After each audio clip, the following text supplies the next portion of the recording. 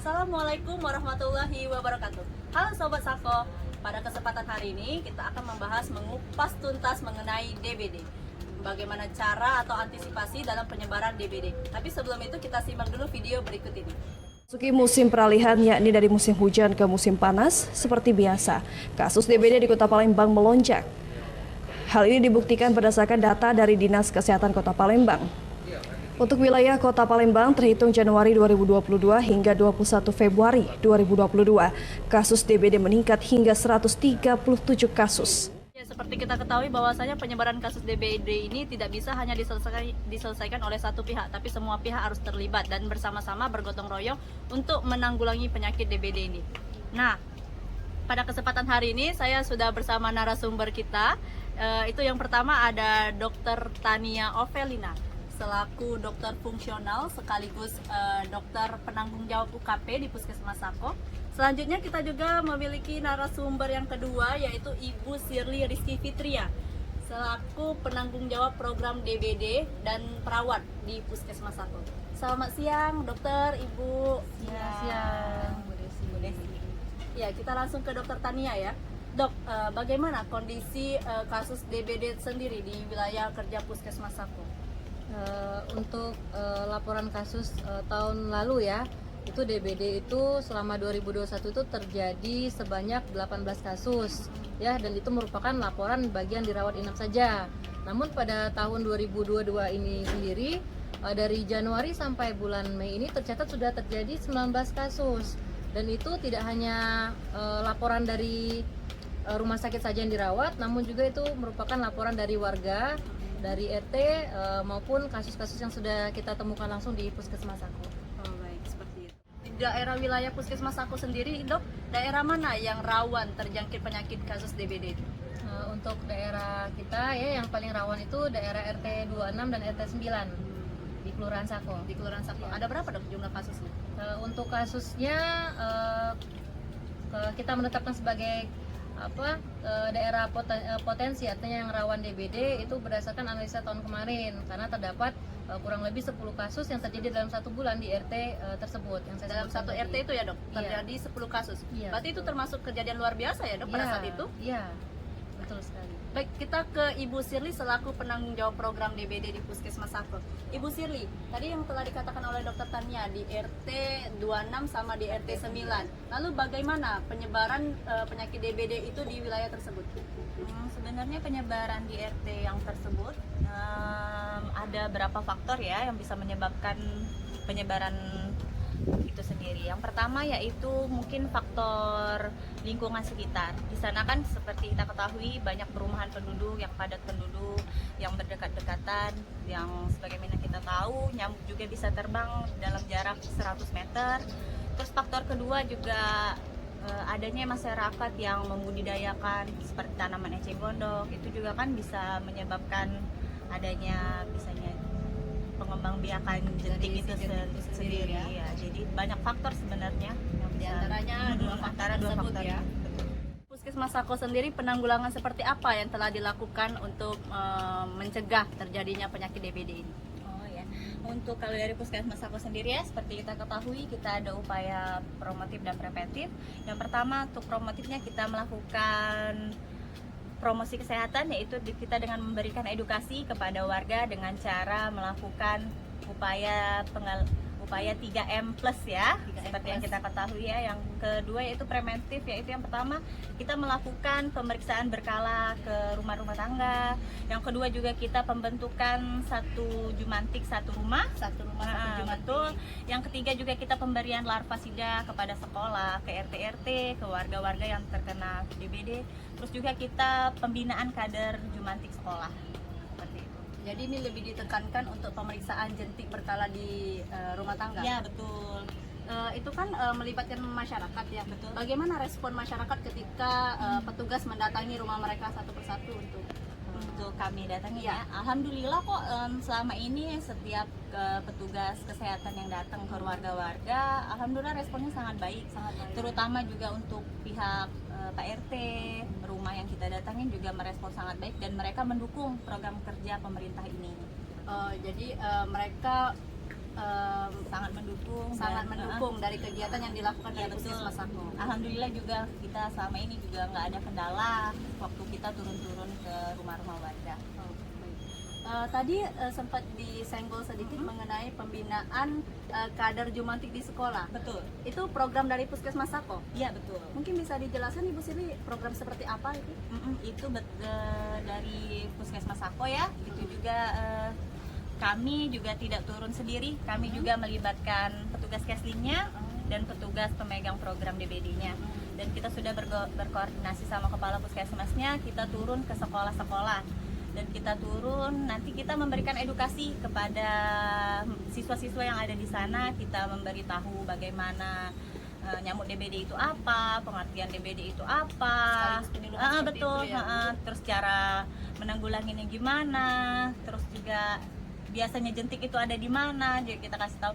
Setelah itu juga kami memilih satu sekolah itu 5 mahasiswa yang akan kita pilih jadi kader Jumantik.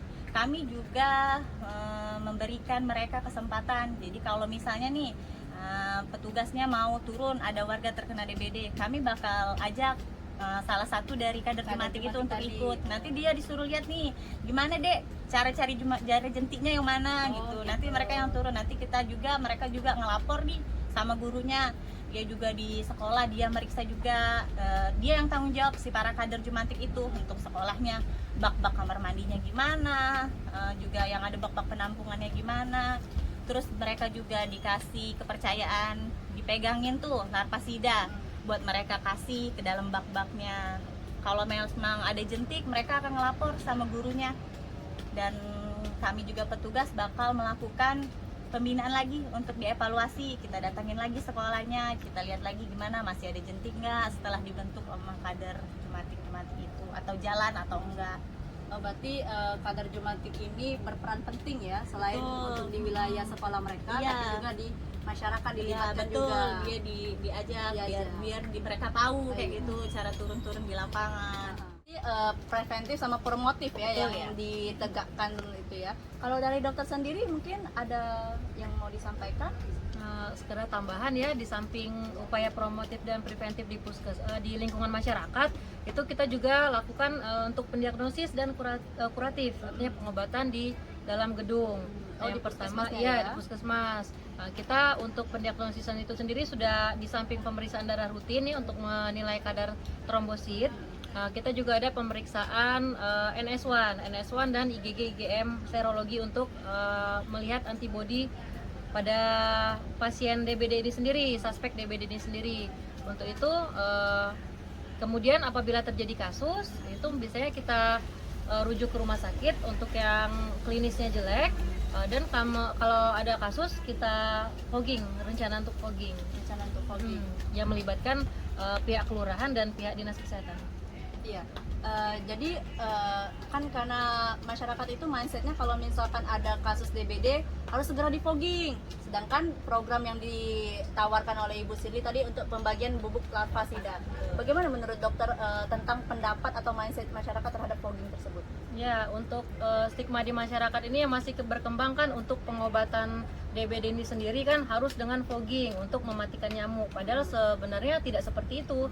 Jadi kita tidak hanya fokus pada fogging saja, karena fogging itu memiliki banyak aspek negatifnya, dampak negatifnya. Pertama, faktor nyamuk itu menjadi resisten. Artinya apabila kita tidak melakukan fogging pada waktu yang tepat, itu dia waktu dan frekuensi yang tepat itu tidak akan bekerja untuk mematikan nyamuk. Dan juga dia fogging itu sendiri dia tidak mematikan jentik-jentik, artinya jentik-jentik itu masih tetap hidup, namun yang dibunuhnya cuma nyamuk gitu. Dan balik lagi kita bukan hanya di fogging ya, tapi kita harus menekankan pada upaya promotif preventif, artinya kesadaran warga terhadap kebersihan dan bagaimana upaya-upaya yang dilakukan agar faktor nyamuk itu tidak berkembang dengan cara 3M+ tadi ya. Kebiasaan betul. hidup bersih dan sehat ya, Ya, Dok. betul Desi. Oke.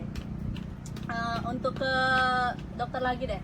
Dok, tadi Yusili sempat bilang bahwa programnya Yusili ini menunjuk satu anggota keluarga itu untuk satu Jumantik. Betul. Menurut dokter, instruksi yang telah diberikan oleh Yusili ini efektif tidak atau teraplikatif tidak di masyarakat bahwa mereka akan menunjuk satu anggota keluarganya untuk satu Jumantik? Sebenarnya ya yang terjadi di lapangan itu banyak kita temukan bahwa kader Jumantik ini tidak mengaplikasikan dengan baik. Karena beberapa waktu kalau petugas kita mendampingi kader itu di rumah, kebanyakan pas kita tanya gimana Bu, sudah diperhatikan di jentiknya setiap minggu atau gimana baknya dikuras, ternyata pas saat kita periksa di tempat penampungan air masih ditemukan jentik-jentik. Artinya ya hanya sebatas Pada saat petugas datang saja iya, ya. pada saat petugas datang saja, benar. Jadi tidak diaplikasikan pada kehidupan sehari-hari. Berarti penunjukan satu keluarga itu ditunjuk untuk satu Jumantik itu dirasa kurang efektif ya Dok. Mungkin dari Bu Sirly, program atau langkah-langkah apa yang akan dilakukan oleh Puskesmas Sako? Baik, sebenarnya kita tahun ini nih baru akan didiskusiin bersama Kepala Puskesmas beserta dokter dan pemegang program. Kita rencananya akan melakukan pembentukan kampung jentik, kampung bebas jentik. Kampung bebas Betul, jentik. pada tahun ini. Pada tahun ini baru, tapi masih direncanakan, Baru direncanakan. Baru tahap diskusi. Betul. Oke. Mungkin sudah ada bayangan bagaimana kampung jentik itu, bisa dijelaskan sedikit? Boleh. Nanti kita rencananya akan turun ke suatu wilayah atau RT, terutama kayak yang dokter bilang tadi ya, di RT 9 contohnya kita akan turun ke sana, kita akan bekerja sama bersama dokternya, bersama kampusnya, kita akan turun ke wilayah itu dan kita akan sama-sama menanam tanaman yang istilahnya tuh baunya yang tidak disukai sama nyamuk, seperti kayak serai ataupun lavender. Itu sih rencananya kita akan menanam, bila perlu di satu rumah ada satu tanaman itu. Kayak gitu. Sudah tidak sabar sepertinya kami ingin melihat Boleh. program nyata dari mudah-mudahan Puskesmas berjalan Sako, lancar ya. Selain dari program yang memang telah berjalan ya Betul, Ibu Sirly ya. Dari tadi kan kita bahas pencegahan kasus DBD itu dari faktor lingkungan luar ya. Mungkin dari dokter Tania sendiri, ada nggak sih Dok pencegahan dari dalam diri kita sendiri agar kita tidak terkena dari penyakit DBD itu, atau mungkin mengkonsumsi obat tertentu atau mungkin vitamin atau suplemen, itu bagaimana Dok? Baik. DBD itu kan kita tahu ya penyebabnya itu adalah virus, yang vektornya adalah nyamuk.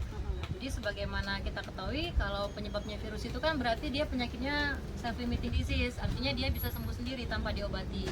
Namun untuk mencegah itu sendiri, balik lagi ke kita harus mempertahankan daya imun kita, daya kekebalan tubuh kita dengan cara memakan makanan yang sehat ya, yang bernutrisi. Iya betul. Kemudian juga kita harus mengkonsumsi air putih, mengkonsumsi vitamin bila perlu, apabila kita banyak aktivitas ya bisa disupport dengan vitamin juga. Dan kemudian ya tetap kita harus berdoa ya, selalu berdoa agar diberikan kesehatan oleh Tuhan. Itu jadi, lalu Dok, kalau misalkan kita sudah terkena atau terjangkit dari virus DBD itu sendiri, langkah apa yang mesti kami lakukan? Apakah kami harus langsung dibawa ke rumah sakit atau mungkin bisa kita tanggulangi dulu secara mandiri di rumah itu? Oke, baik. Sebelumnya kita harus mengenali ya tanda-tanda penyakit DBD itu sendiri, karena tidak hanya demam, namun yang perlu kita curigai biasanya DBD itu demamnya 3 hari berturut-turut itu demam tinggi di atas 38 derajat Celcius. Nah kemudian gejala yang tidak spesifiknya juga kita harus curigai. Yang pertama ada diare, mual muntah, turut kepala pusing dan nyeri-nyeri otot. Nah, kemudian apabila kita curigai terjadinya pendarahan ya, misalnya ada bintik-bintik merah di bawah kulit ataupun pendarahan gusi ataupun mimisan, ya kita harus cepat dibawa ke rumah sakit ataupun ke fasilitas kesehatan terdekat gitu. Oh begitu. Nah Sobat Sako, dari perbincangan tadi saya rasa perbincangan kali ini sangat bermanfaat ya, karena seperti yang dokter katakan pertama kali, kasus DBD untuk di tahun 2022 ini dari Januari sampai Juni pun itu sudah mulai terlihat ya sedikit meningkat dibandingkan dengan tahun sebelumnya. Mungkin terima kasih dokter, mungkin itu saja perbincangan kita pada hari ini, mungkin bisa kita lanjutkan di kemudian hari. Terima kasih banyak untuk waktunya Dokter Tania, Ibu Sirly. Sampai di sini dulu perbincangan kami hari ini. Saya akhiri, wabillahi taufiq wal hidayah. Wassalamualaikum warahmatullahi wabarakatuh.